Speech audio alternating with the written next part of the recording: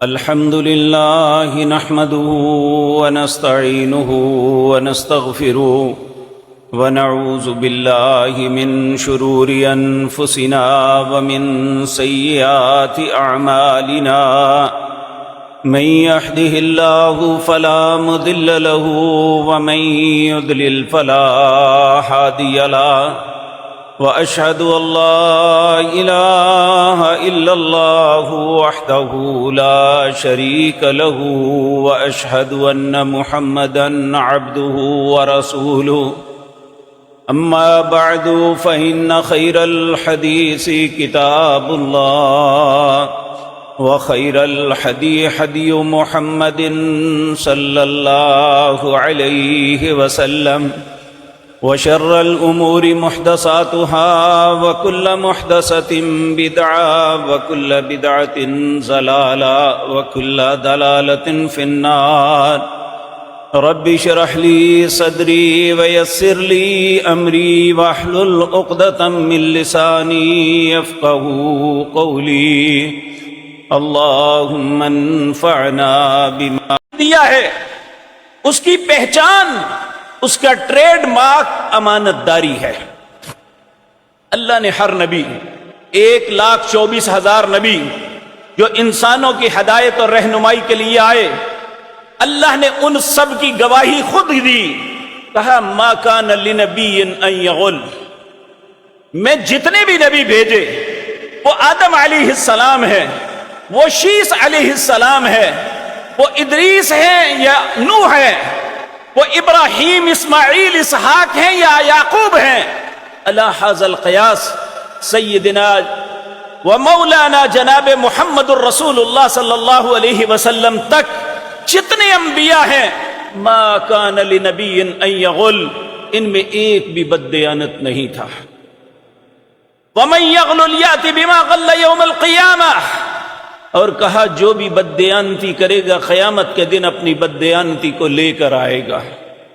نبی کریم صلی اللہ علیہ وسلم نے فرمایا، اپنی امت کو خبردار کیا کہ جو بھی شخص بددیانت بنتا ہے، دین کا نام لے کے بھی امانت داری کا ٹریڈ مارک اس کے پاس نہیں ہے، وہ بددیانتی کا مرتکب ہوتا ہے۔ قیامت کا دن ہوگا، وہ بددیانتی ایک بال کی صورت میں بنا کے جہنم میں لڑکھرا دی جائے گی، وہ نیچے چلتی چلی جائے گی۔ اللہ اسے کہیں گے جا پکڑ کے لا اسے۔ 70 سال تک وہ جہنم کے اندر بھاگتا اس کے پیچھے جائے گا، اسے پکڑ کے لائے گا۔ 140 سال گزر چکے ہوں گے، جب جہنم کے کنارے پہ لے کے آئے گا تو پھر اسے جہنم میں پھینک دیا جائے گا۔ اسی عذاب میں وہ شخص مبتلا رہے گا۔ آج بڑی آسانی سے ہم جو من میں آتا ہے کرتے رہتے ہیں، جبکہ ہمارے دین کی اساس، ہمارے دین کی بنیاد اور ہمارے نبی کا ترہ امتیاز جو تھا وہ امانت داری تھی۔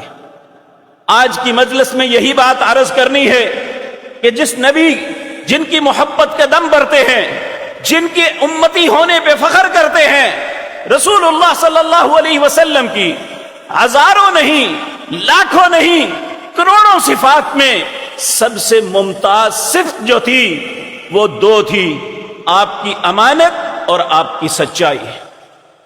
بحیثیت امتی مجھے اور آپ کو سوچنا چاہیے، کیا ان صفات کو جو رسول اللہ صلی اللہ علیہ وسلم کے لیے امتیاز کی حیثیت رکھتی تھی، ہم کہاں تک اس میں کامیاب ہیں؟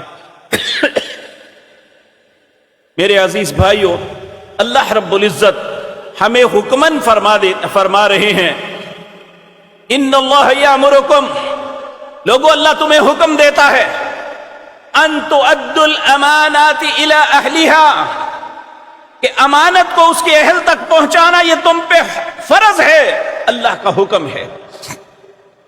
تو میرے عزیز بھائیو، سب سے پہلے میں نے عرض کیا کہ اللہ کے انبیاء جتنے ہیں، اللہ نے ان کے متعلق خود گواہی دی کہ ما کان لنبی ان یغل، کوئی بھی نبی خیانت والا نہیں ہوتا، بددیانت نہیں ہوتا۔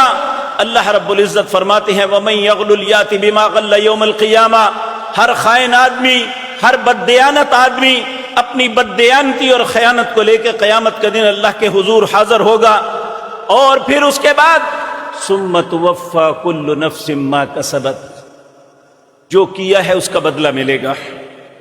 اچھے لوگوں کو اچھائی کا بدلہ ملے گا، اچھائی کا بدلہ برا نہیں ہو سکتا۔ حل جزاء الاحسان، اللہ کا یہ قانون ہے، محسن کو اس کے احسان کا بدلہ اللہ رب العزت نیکی کی صورت میں، بھلائی کی صورت میں، جنت کے انعامات کی صورت میں دیں گے۔ اور اگر کوئی انسان اپنے سر پہ بددیانتی اور خیانت لاد کے جائے گا تو اس کی خیانت کا کیا ہوگا، یہ میں اور آپ اچھے طریقے سے سوچ سکتے ہیں۔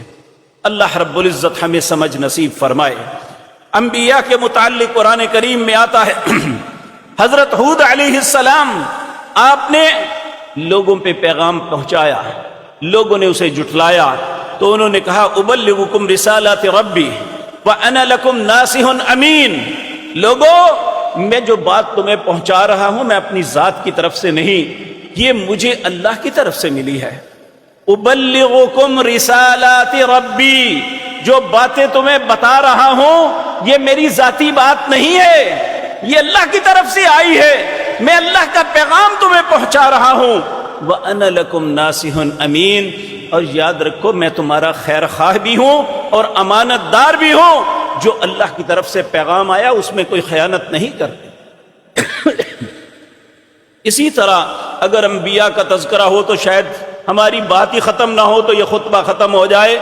تو حضرت موسیٰ علیہ السلام جب آپ ایک مدین کی طرف چلے گئے، وہاں کنویں پہ آپ نے دو بیٹیوں کو دیکھا کہ سب لوگ پانی پلا رہے ہیں، وہ بیچاری شرم و حیا سے بیٹھی ہوئی ہیں، آپ نے ان کی بکریوں کو پانی پلایا اور انہوں نے گھر جا کے بتایا۔ باپ نے کہا آج اتنی جلدی کیسے آ گئے؟ انہوں نے کہا ایک نوجوان تھا، لقوی امین، وہ طاقتور بھی تھا، امانت دار بھی تھا۔ امانت دار کس اعتبار سے؟ ہم اکیلی لڑکیاں تھیں، اس نے ہماری طرف دیکھا بھی نہیں، اس نے ہمارے اوپر کوئی آواز نہیں کسی، اس نے ہمارے ساتھ کوئی فضول بات نہیں کی، یہ ساری امانت داری کی علامتیں تھیں۔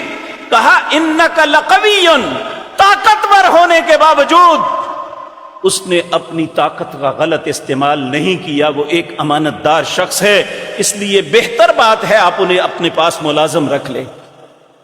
میرے عزیز بھائیوں، یہ سارے نبیوں کی امانتیں، دیانتیں، صداقتیں ایک طرف، امام الانبیاء جناب محمد الرسول اللہ، جو اللہ نے سارے انبیاء کی جنہیں سروری عطا کی، اور ہماری خوش نصیبی کہ اللہ نے ہمیں آپ کا امتی بنایا۔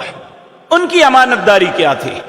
نبوت سے پہلے کی بات ہے، آپ لوگوں کی بکریاں چراتے تھے، آپ کے والد محترم بھی فوت ہو گئے، آپ کی دنیا سے تشریف لانے سے پہلے آپ دنیا میں تشریف لائے تو والدہ بھی چلی گئی، پھر دادا محترم بھی چلے گئے، چچا کی کفالت میں ہیں، اور ایسے حالات میں جب کہ چچا اپنے ایک بہت بڑے عیال کی بھی صحیح طریقے سے خدمت نہیں کر سکتا، ایسے حالات میں رسول اللہ نے اپنا بوجھ خود اٹھانے کا ارادہ فرمایا، اور آپ بچپن میں لوگوں کی بکریاں چرایا کرتے تھے۔ اب بکریاں چرانے کے لیے بے شمار لوگ تھے، لیکن جن لوگوں کی بکریاں رسول اللہ لے کے جاتے جب واپس آتی تو ان کے پیٹ بھرے ہوئے ہوتے، ان کے تھن بھرے ہوئے ہوتے۔ کیوں؟ یہ کوئی سٹنٹ نہیں تھا۔ میرے بھائیوں، آپ اپنی ذمہ داری پوری طرح ادا کرتے ہیں، ان بکریوں کو وہاں لے جاتے، چاہے اس کے لیے کتنی محنت کرنی پڑتی جہاں ان کا پیٹ بھر جائے، اور جب کسی جانور کا پیٹ بھر جاتا ہے تو وہ دودھ زیادہ دیتا ہے، یہ ایک فطرتی بات ہے۔ تو رسول اللہ کی امانت دوسروں سے مختلف یہ تھی کہ آپ صرف فارمیلٹی پوری نہیں کی، اگر کسی کی بکریاں بھی چرائی ہیں، ابھی نبوت نہیں ملی، بچپنا ہے یا ابھی جوانی میں قدم رکھ رہے ہیں، لوگوں کی بکریاں لے کے جاتے تو کہتے یہ اب میری ذمہ داری ہے، اس ذمہ داری کو پورا کرنا مجھ پہ فرض ہے، اور آپ ایسا معاملہ کرتے کہ جو جن کی بکریاں لے کے جاتے وہ خود تعجب میں آ جاتے کہ اتنی دیانت اور امانت کے ساتھ، حالانکہ کوئی دودھ دھو لیتے ہیں، تھوڑا بہت جو ڈنکا لگا لیتے ہیں لوگ، لیکن رسول اللہ صلی اللہ علیہ وسلم جو آپ کا حق نہیں تھا آپ نے کبھی نہیں لیا۔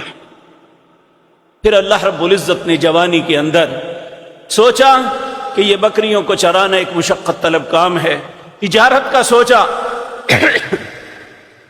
تو سیدہ خدیجہ جو مکے کی ایک مالدار خاتون تھی، ان کا خامند فوت ہو چکا تھا، بہت سے مکے کے سردار اور باہر کے لوگ چاہتے تھے کہ ان سے شادی ہو جائے، کیونکہ ایک شریف النفس، ایک خوبصورت، ایک مالدار، تینوں اللہ نے انہیں یہ اوصاف عطا کیے تھے، لیکن وہ ایک امانت دار، ایک سچے، ایک اچھے انسان کی تلاش میں تھی۔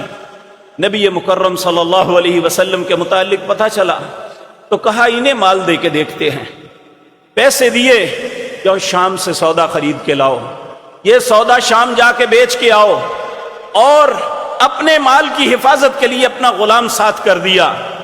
اس نے رستے کے اندر آپ کی امانت و دیانت جو دیکھی، اس میں سے ایک ٹکڑا بھی نہیں لیا، اپنی مزدوری کو اپنی مزدوری پہ، اپنی مزاربت کو وہاں پہ رکھا، اس پہ خرچہ ڈالنے کی کوشش نہیں کی، بلکہ اپنا کھانا اپنے گھر سے لے کے چلے، شام تک گئے، وہاں جا کے بڑی دیانت اور امانت کے ساتھ بیچا۔ جو فائدہ اس امانت اور صداقت کی وجہ سے ملا، اس سے پہلے سیدہ خدیجہ کو کبھی نہیں ملا تھا۔ اور رسول اللہ صلی اللہ علیہ وسلم کی دن اور رات کو غلام نے جو دیکھا، جب آ کے بیان کیا تو سیدہ خدیجہ رضی اللہ تعالی عنہ جس جوہر نایاب کی تلاش میں تھی، وہ جناب محمد الرسول اللہ میں نظر آیا صلی اللہ علیہ وسلم۔ آپ کے پاس مال نہیں تھا، آپ کے والد محترم نہیں تھے، آپ کوئی بہت لین لاٹ نہیں تھے، لیکن آپ کی امانت، آپ کی صداقت اور آپ کی یہ ان اوصاف کی وجہ سے انہوں نے فیصلہ کیا ایک امانت دار ہی زندگی کا صحیح ساتھی ہو سکتا ہے۔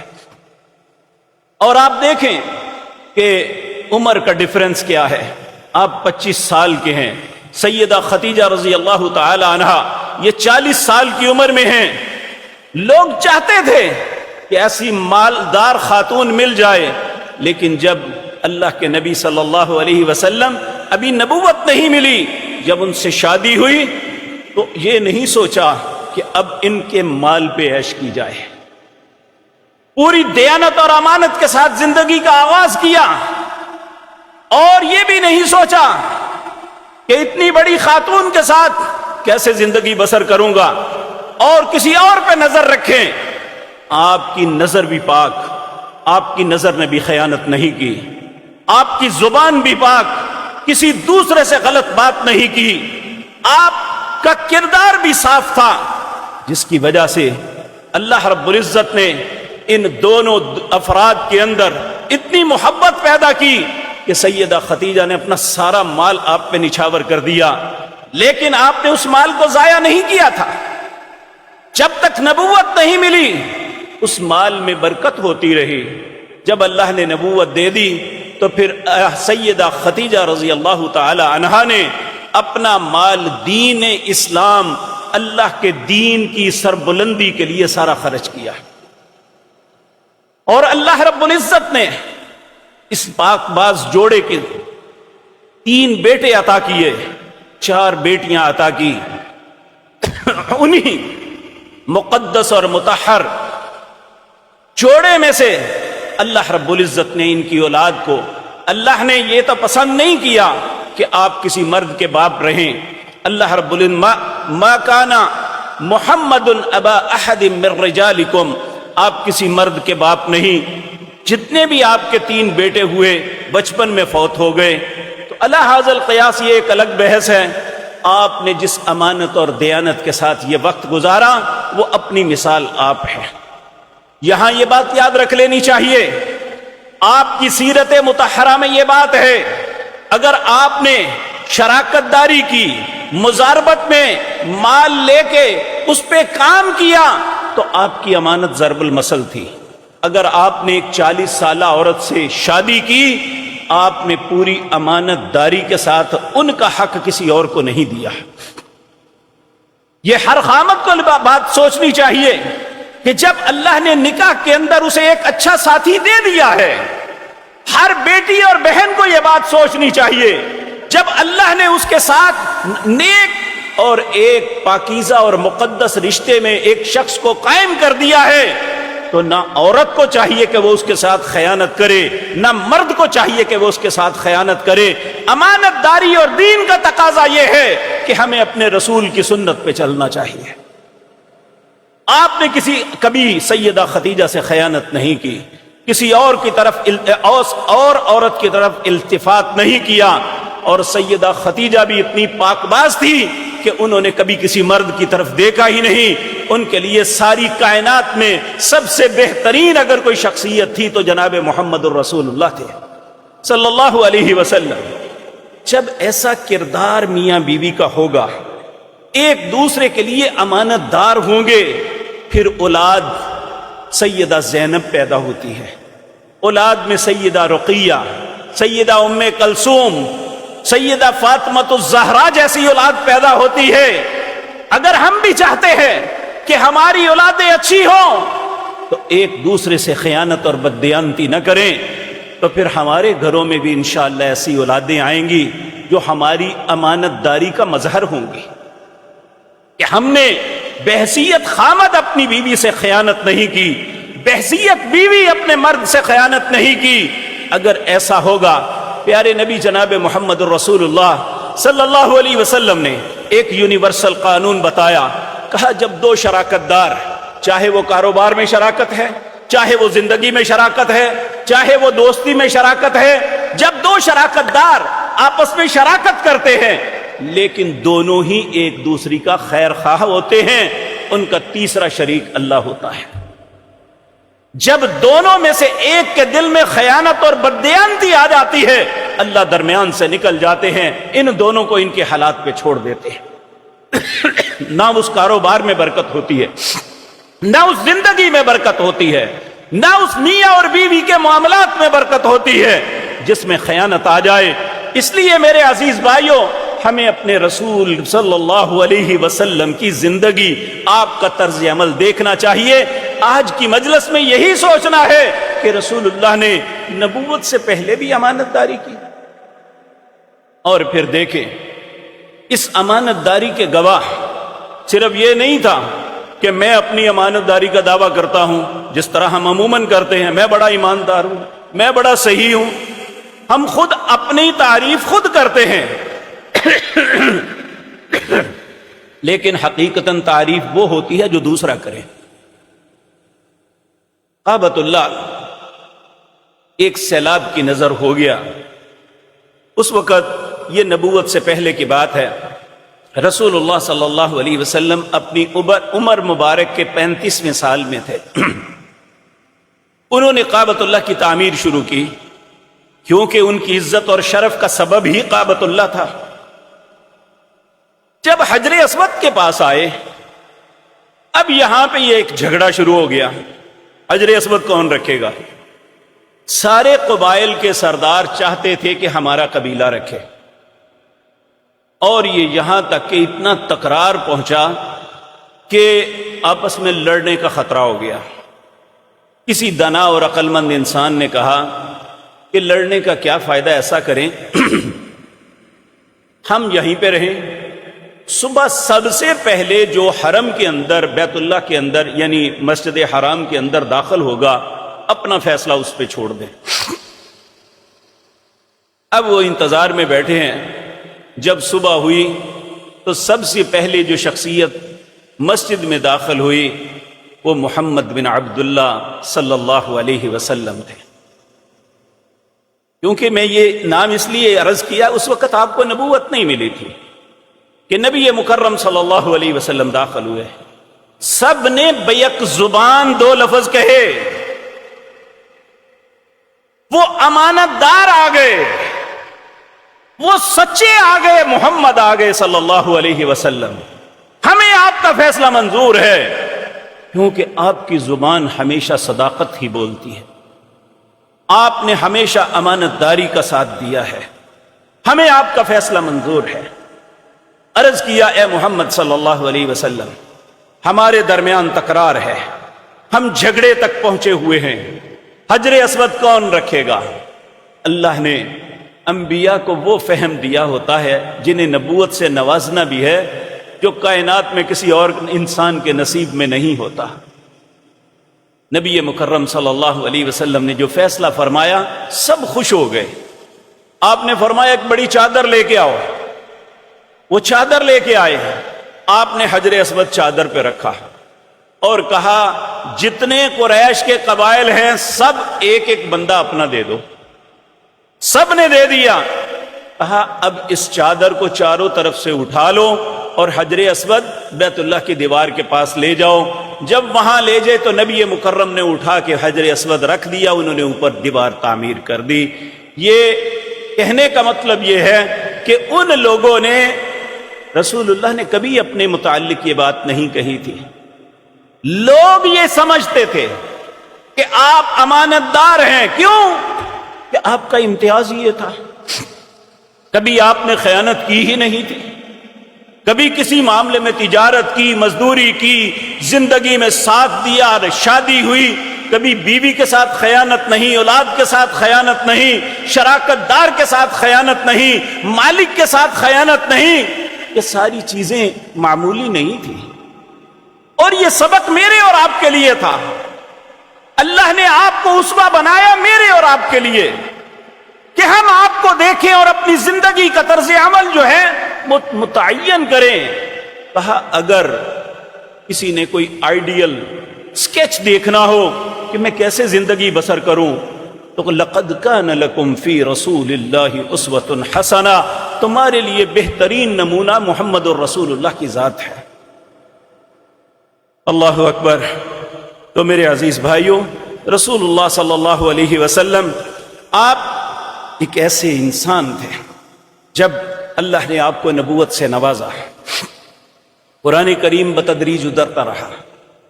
اب آپ دیکھیں، یہ ایک فطرتی بات ہے، جو بات ہمارے حق میں ہو ہم اسے بیان کرتے ہیں، جو خدا نخواستہ اپنے مخالف ہو کبھی بیان نہیں کرتے، کوئی بھی شخص ہے۔ لیکن اللہ کے رسول صلی اللہ علیہ وسلم ایسے امانت دار تھے۔ مکہ مکرمہ میں آپ کے دل کی بڑی خواہش تھی کہ میرے خاندان کے لوگ، جو بڑے بڑے سردار قریش کے بڑے بڑے لوگ ہیں، یہ مسلمان ہو جائیں۔ آپ انہیں دعوت دینا چاہتے تھے۔ انہوں نے ایک شرط رکھ دی، فخر کیا کرتی تھی، تم سب کا نکاح کسی نے پڑھایا، کسی کا کسی نے، میرا نکاح رسول اللہ سے اللہ نے پڑھایا ہے۔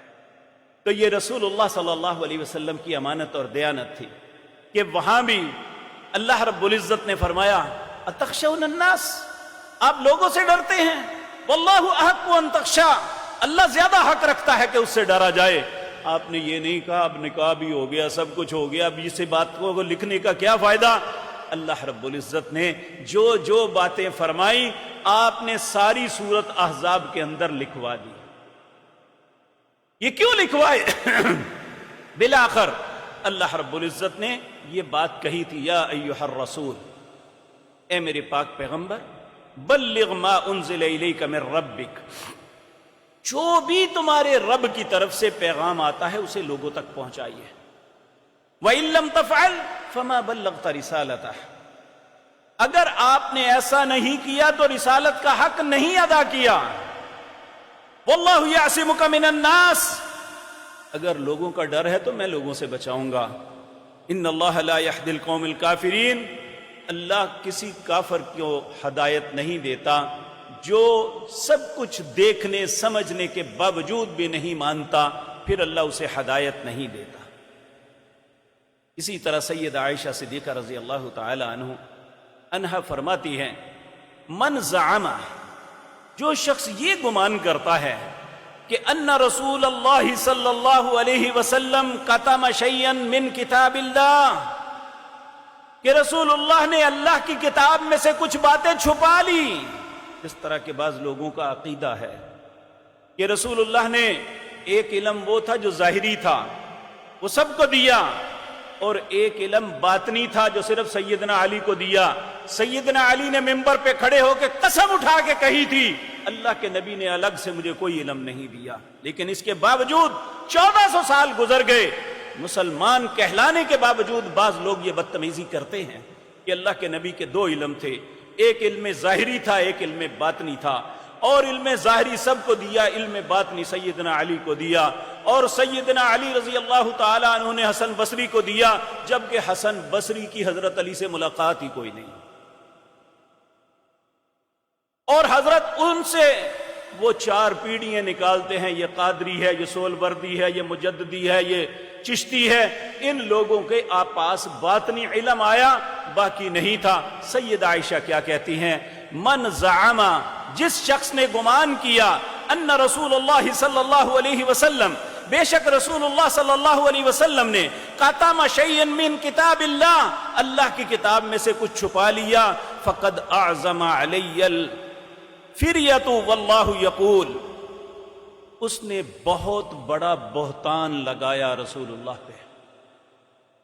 پھر آپ نے فرمایا، اللہ رب العزت نے فرمایا، یا ایھا الرسول بلغ ما انزل الیک من ربک وان لم تفعل فما بلغت رسالتہ۔ میرے عزیز بھائی، اور رسول اللہ نے پھر اس کی گواہی لی جب آپ حجۃ الوداع کے موقع پر آپ عرفات میں خطبہ دیا۔ جب خطبہ ختم ہوا تو آپ نے لوگوں سے سوال کیا، لوگوں، اللہ نے مجھے جو امانت دی تھی رسالت کی صورت میں، قرآن اور سنت کی صورت میں، جو اللہ کی طرف، کیا میں نے تم تک پہنچا دی؟ سب نے بیاک زبان کہا، حل ادیت امانتہ، آپ نے اس امانت کو ادا کر دیا، ونصحت الامۃ، آپ نے امت کی پوری خیر خواہی کی۔ آپ نے پھر آسمان کی طرف انگلی کر کے کہا، اے اللہ گواہ رہنا، جو امانت تو نے مجھے عطا کی تھی میں نے پوری دیانت اور امانت کے ساتھ لوگوں کو پہنچا دی۔ یہ رسول اللہ کا امانت کے متعلق کردار تھا۔ میرے عزیز بھائیوں، عرب لوگ جو ہیں، ان کے اندر غلطیاں جو بھی ہوں، اس زمانے میں بھی، رسول اللہ سے پہلے بھی، اور آج بھی عرب جھوٹ نہیں بولتے۔ آپ دیکھیں، ہمارا بچہ چھوٹی چھوٹی بات پہ کہ ہم جھوٹ سکھاتے ہیں، کہ باہر بیل ہوئی، بیٹے سے کہتے ہیں کہ ابو کو گھر نہیں ہے، یہ تربیت کر رہے ہیں ہم اپنے بچے کی۔ لیکن آپ، میرے بھانجے پلے ہیں سعودی عرب میں، وہاں ساری زندگی رہے، آج ماشاءاللہ اچھے معاملات میں زندگی گزار رہے ہیں۔ اکثر وہ یہ بات کہتے تھے کہ ہم جب یہاں آتے ہیں ہر بندہ دوسرے سے جھوٹ بولتا ہے، لیکن وہاں ایک بچہ غلطی بھی کرتا ہے نا، تو اسے پوچھا جائے تو وہ یہ نہیں کہے گا میں نے نہیں کی، وہ کہے گا کی ہے لیکن غلطی ہو گئی ہے۔ جھوٹ نہیں بولتے۔ اسی طرح ابو سفیان، یہ ابھی مسلمان نہیں ہوئے، یہ شام میں گئے ہوئے تھے۔ ہرقل اس وقت جو دنیا کی سپر پاور، قیصر اس کا حکمران تھا، اس نے بلایا کہ مکے سے وفد آیا ہے، اس میں جو بڑا دانا انسان ہے نا، اسے میرے پاس لے کے آؤ۔ ابو سفیان کو لایا گیا۔ کتاب الایمان صحیح بخاری کے اندر ایک طویل حدیث ہے۔ اس نے پوچھا کہ آپ کے ہاں ایک شخصیت نے نبوت کا دعویٰ کیا ہے، وہ کیا کہتے ہیں؟ ابو سفیان نے ایک لفظ بھی اپنے پاس سے نہیں، کہنے لگا اگر مجھے اپنے خاندانی وجاہت کا خوف نہ ہوتا تو میں ایسی کہانی بناتا، لیکن میری خاندانی وجاہت مجھے جھوٹ بولنے سے باز رکھ رہی تھی۔ وہ خاندانی وجاہت کی وجہ سے جھوٹ نہیں بولتے۔ اب دیکھیں ان کی بیوی ہندا جب مسلمان ہونے کے لیے رسول اللہ کے سامنے یعنی اپنی چادر اوڑھ کے بیٹھی ہوئی تھی، آپ کو پتا نہیں تھا یہ کون عورت ہے۔ آپ نے اسے کہا کہ بدکاری نہیں کرنی، تو تعجب سے کہتی ہے کبھی آزاد عورتیں بھی زنا کرتی ہیں؟ یہ تو کمینے لوگوں کا کام ہے. کبھی آزاد عورتوں نے بھی ایسا کیا ہے؟ یہ حضرت معاویہ کی والدہ تھی. تو میرے عزیز بھائیوں، میں عرض یہ کر رہا تھا، ہرقل نے اس سے پوچھا کہ وہ نبی تمہیں حکم کیا دیتے ہیں؟ تو حدیث میں لفظ ہے، کہتے ہیں یأمرنا ان نعبد اللہ وحدہ لا نشرک بہ شیئا. ہمیں وہ حکم دیتے ہیں کہ اللہ کے علاوہ کسی کی عبادت نہیں کرنی، اس کے ساتھ کسی کو شریک نہیں بنانا. وَيَنْحَانَا عَمَّا كَانَ يَعْبُدُ آبَاؤُنَا. وہ ہمیں بتوں کی عبادت سے، جس بھی ہمارے ماں باپ عبادت کرتے تھے، اس سے منع کرتے ہیں کہ بتوں کی عبادت یہ حقیقت نہیں ہے. وَيَأْمُرُنَا بِالصَّلَاةِ. اور ہمیں نماز کا حکم دیتے ہیں، وَالصَّدَقَةُ صدقے کا، وَالْعَفَافَ معافی کا، وَالْوَفَاء بِالْعَهْدِ وفاداری کا، عہد کو پورا کرنے کا، وَأَدَاءِ الْأَمَانَةِ امانت داری کا، امانت کو ادا کرنے کا حکم دے رہے ہیں. تو اس شخص نے اس وقت کہا اگر یہ شخصیت یہ باتیں کہتی ہیں تو اپنے تخت پہ بیٹھے ہوئے اپنے قدموں کی طرف اشارہ کر کے کہنے لگا اللہ کی قسم ایک دن آئے گا جب ان کی حکومت میرے قدموں کے نیچے، یعنی یہ ساری سرزمین ان کی حکومت میں ہوگی. یہ ان اوصاف کی وجہ سے آج خدا نخواستہ اگر ہمارے ساتھ کچھ معاملے ایسے ہوتے ہیں تو اس کا سبب یہی ہے کہ ہم کسی کے ساتھ خیر کرنے کے لیے تیار نہیں. امانت اور دیانت یہ امت کے اندر سے اٹھ گئی. ہم اپنی من مرضی سے زندگی بسر کرنا چاہتے ہیں کہ جو ہمارے من میں ہے وہ کریں گے، جو ہمارے من میں نہیں، جو ہمارے من کو اچھا نہیں لگتا وہ نہیں کریں گے، چاہے دین اس کا حکم دیتا ہے یا نہیں، ہمارے نبی کے طریقے میں ہے یا نہیں. العیاذ باللہ. میرے عزیز بھائیوں، ہمارے لیے دین کے علاوہ کوئی دوسرا رستہ خیر کا نہیں ہے. اس لیے میرے عزیز بھائیوں، اگر ہم مزدوری کرتے ہیں تو ہمیں اپنے مالک کے ساتھ امانت داری کے ساتھ معاملہ چلانا چاہیے. اگر ہم تجارت کرتے ہیں تو رسول اللہ صلی اللہ علیہ وسلم نے کہا لا ضرر ولا ضرار. دو افراد ہیں، ایک خریدنے والا ایک بیچنے والا. کہا دونوں ایک دوسرے کے نقصان پہ آمادہ نہ ہوں، پھر ان کی تجارت میں خیر ہے. یہ امانت اور دیانت ہے. اسی طرح اگر ہم بحیثیت ملازم کسی بھی منصب پہ فائز ہیں تو ہمیں یاد رکھ لینا چاہیے رسول اللہ صلی اللہ علیہ وسلم نے فرمایا جو میری امت کے ساتھ آسانی بانٹے گا، خیر کرے گا. آپ نے اللہ سے دعا کی اے اللہ تو اس کے لیے آسانیاں پیدا فرمانا، اور کہا جسے اللہ نے میری امت کا کوئی بھی منصب عطا کیا اس نے لوگوں پہ رحم نہیں کیا، لوگوں کی خیر کے لیے نہیں سوچا، تو رسول اللہ نے ایسے انسان کے لیے بد دعا کی اے اللہ اس کے اوپر تو بھی رحم نہ کرنا. اللہ رب العزت ہم سب کو سمجھ عطا فرمائے. تو میرے عزیز بھائیو، یہ بات یاد رکھنی چاہیے کہ ہمارا دین جو ہے اس کا ترہ امتیاز امانت داری ہے. یہاں ایک بہت بڑے منصبدار تھے اور وہ بڑا دعویٰ کرتے تھے کہ میں رشوت نہیں لیتا. ان کے متعلق ایک شخص تھا ظفر اقبال، دونوں ہی فوت ہو گئے ہیں، نہ وہ منصبدار دنیا میں ہیں نہ وہ لکھاری دنیا میں ہے. اس نے ایک کالم لکھا تھا نوائے وقت کے اندر. اس نے کہا میں کیسے آپ کو امانت دار سمجھوں کہ آپ رشوت نہیں لیتے ہوں گے، لیکن جس منصب پہ آپ بیٹھے ہوئے ہیں اگر لوگوں کے درمیان حق پا فیصلہ نہیں کر رہے، اگر جس مقصد کے لیے اس منصب کو عطا کیا گیا ہے اس منصب کی ذمہ داری پوری نہیں کر رہے، میں کیسے سمجھ لوں کہ آپ حلال کھاتے ہیں؟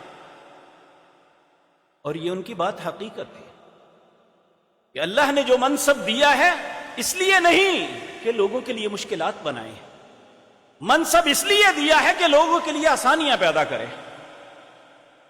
آج یہ نہیں ہوتا، اسی لیے ہم ہر دونوں پریشان ہیں، سائل بھی پریشان ہے، مسئول بھی پریشان ہے. جب تک ہم رسول اللہ کے دین پہ پلٹیں گے نہیں، ہماری زندگی میں آسانی پیدا نہیں ہوگی۔ اللہ رب العزت یہ باتیں مجھے اور آپ کو سمجھنے اور ان پہ عمل کی توفیق عطا فرمائے۔ امانت داری ہی ہمارا ماٹو ہے، امانت داری ہی ہماری دین کی علامت ہے۔ نبی کریم صلی اللہ علیہ وسلم نے فرمایا لا ایمان لمن لا امانت لہ، اس شخص کا ایمان ہی نہیں جس کے پاس امانت داری نہیں ہے۔ لا دین لمن لا عہد لہ، جو عہد کی پاسداری کرنے والا نہیں ہے اس کا دین ہی کوئی نہیں۔ اللہ مجھے اور آپ کو ایسی بدنصیبی سے محفوظ رکھے۔ اقول قولی ھذا واستغفر